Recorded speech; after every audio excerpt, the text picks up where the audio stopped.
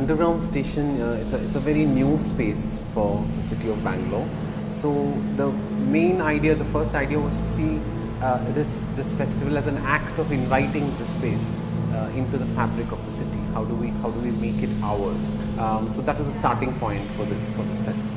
So the intent was to then not make it just something that people just pass through every day and not notice it, but to make some things around which one can form memories of the space and experience it through physical memory, and also have things which are metaphoric pointers or hinges upon which one's experience of the space can develop. So for this, Mamta Sagar came on board to curate this poetry event, which involved 4 poets writing poems for the space, and then we also had our students who worked on art installations in the space. I always believe in poetry that moves beyond the page. I am a performance poet. Sandeep Ashwath, being the curator of the festival as whole, approached me.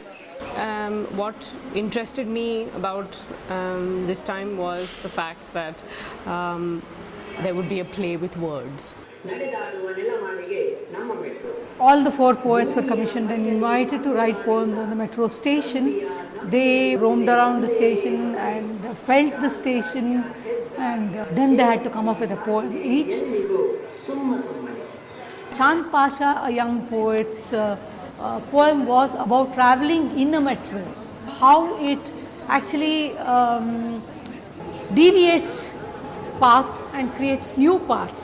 Sumati Rumi Harish's poem was about the station which fades out all its memories of becoming a station as a building, as a structure which was built by certain people.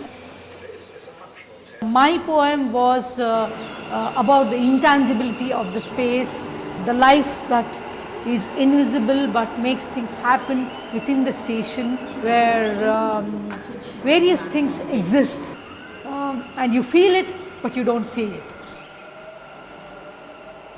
Venkatesh Murthy, when he came into the station, he was surprised seeing station not just as a station but an active space where art was practiced.